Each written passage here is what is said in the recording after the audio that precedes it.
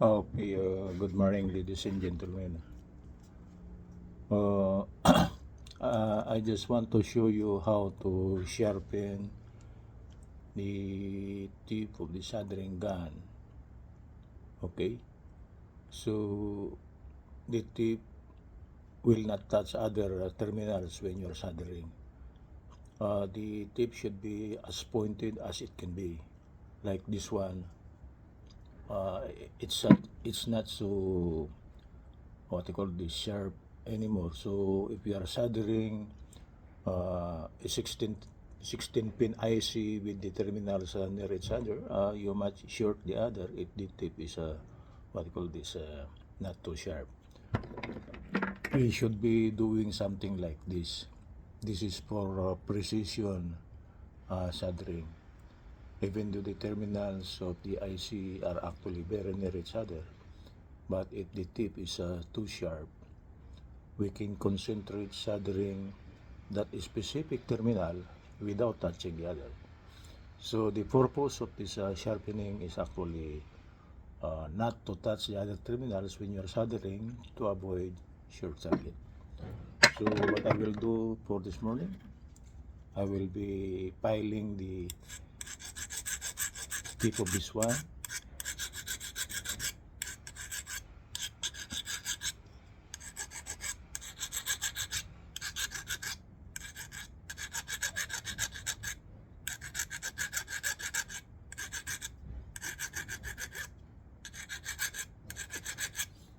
Plus one thing more, this blackened thing, try to clean it, you know. So the soldering iron, when you're using it, if it got no residue blackened thing on its terminal, the heat dissipation will be much higher. You know, the efficiency will be much higher. So what I will do after this cleaning here, okay, to preserve the tip, you must have to melt some what you call solder here to make the terminal like something like a silvery thing, you know. So as you will see it, the terminal is now almost clean. This is almost done, you know.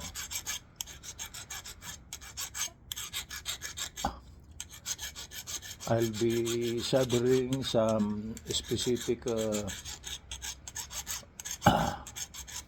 circuit components after this. Maybe I will be soldering in a 16 pin IC, and we are not doing the so-called robot thing here. We are doing it manually because we could do it, you know.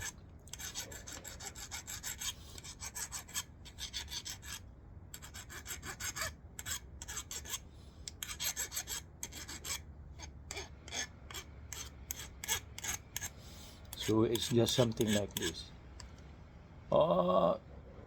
This is now okay for not so near terminals if you try to solder because the end portion is a little bit big. So this is a specific case. If you are just soldering terminals which are far from each other, this is fine. Okay. I want to show you the specific one which we are using for integrated circuit. The end should be as what do you call this, as pointed as possible, like a needle. But this one, to improve the efficiency of my soldering gun, I would like to clean this one.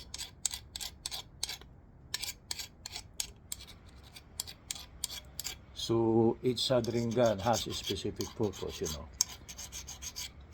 If the terminals you are soldering are too far from each other, it's just fine that if the tip of the soldering gun is not too sharp. Too sharp meaning the heated portion of the soldering gun does not touch other terminals to avoid short circuit.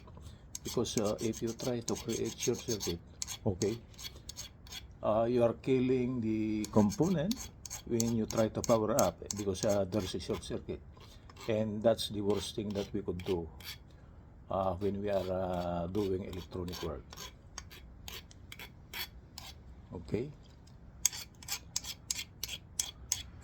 So this one, I will be using this one for a precision soldering of maybe integrated circuits like a 32 pin, 16 pin on one side, and 16 pin on the other side, and the terminals are too near each other.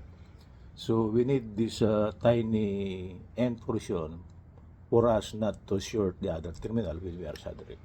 Because much more, if there's a solder here, when you poke this one near a terminal which is not supposed to be soldered, okay, that solder will go to the other terminal and it will create a short circuit.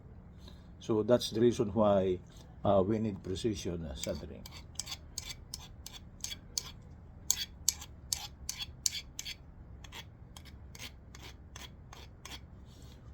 This is that.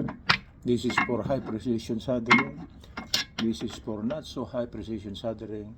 This is if the terminals we are soldering are far apart from each other. So I finished already. I will try to put some thin solder here to preserve the, what they call this, the tip when it's hot. Plus one thing more, I got a variable power supply. I could adjust the heat while I'm not using, you know. So I could preserve that the tip will not, what they call this, because whether we like it or not, if this is exposed to too much heat, this will be eaten, okay? Like this one here. This is my heavy duty soldering gun. You see the far end? Why it was eaten by heat. Okay, that's the reason why if there is too much heat and you are not using it, this end portion will become inwards, you know. Okay, so this one I would like to, this is for heavy duty, 60 watts. So if we are soldering like something like a wide area in which we would like to connect a certain part, okay, this is the one we are using. For this one, I would like to clean it also.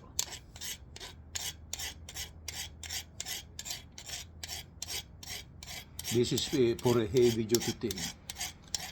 So for soldering operation, there are so many types of soldering gun.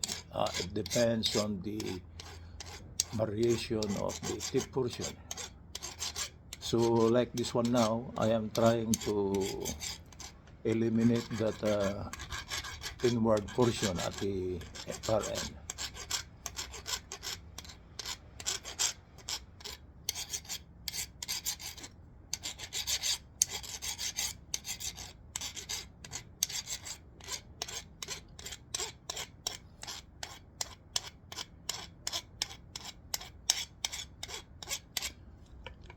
You see it when the tip is filed, the color is silver because that's the what they call this covering that we place on this for it to be preserved when it's not being used.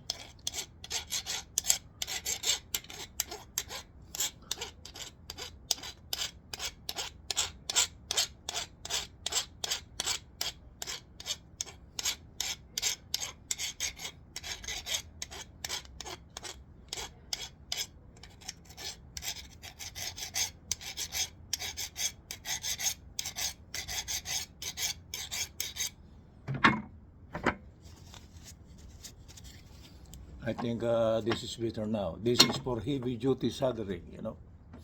If we try to connect a heavy duty thing on the board, maybe the ground terminal, which contains of a wide flap of metal, we are using this one. Okay. So I finished three already.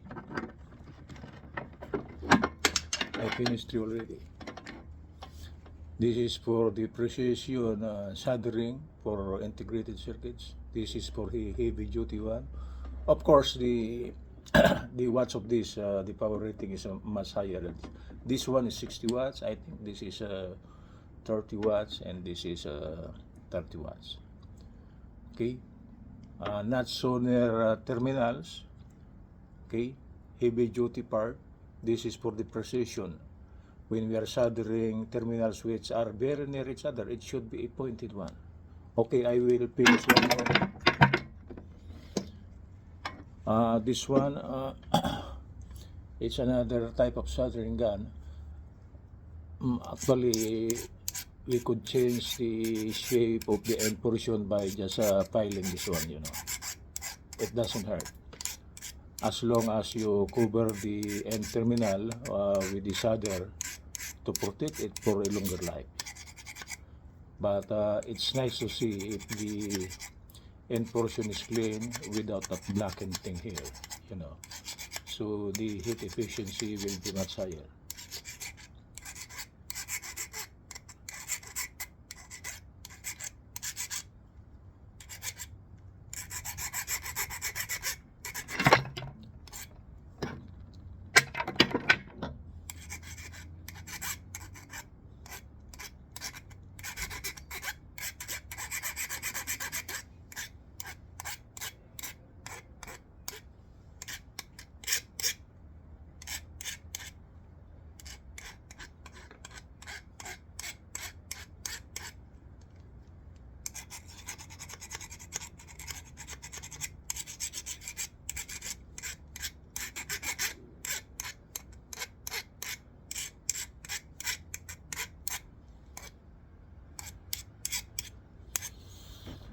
Okay, this last one here, the tip is not so, what you call this, not too pointed. So the specific purpose of the soldering gun is for terminals which are very far from each other. The end portion tip is a little bit wide, so it will give enough heat, and you could solder the terminal ASAP without waiting for it to, you know. That's the purpose of the tip portion, which is a little bit wide. Much on this one here, it will take long before it will hit the end portion. But we don't need it if we are what you call this soldering a specific IC in which the terminals are very near each other. So just make sure this is really very hot when you try to use it. So when you touch the terminal, it will just take maybe a millisecond before you remove the soldering gun from it, because there is so much heat already to melt the solder needed to connect the terminals with your soldering. So for this one, I would like to file this one first a little bit more. I just would like to round the end portion.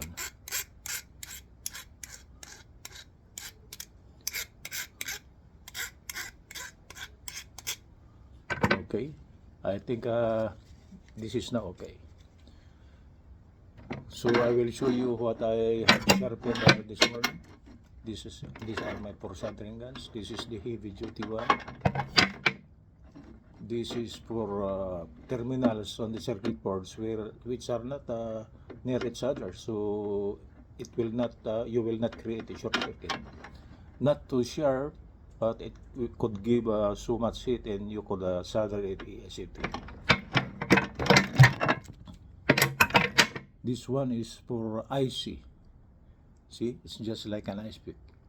The end portion should be only touching that specific terminal when you're soldering, not the other terminals, because if you create a short circuit, that will be a hazard, what I call this, dangerous thing.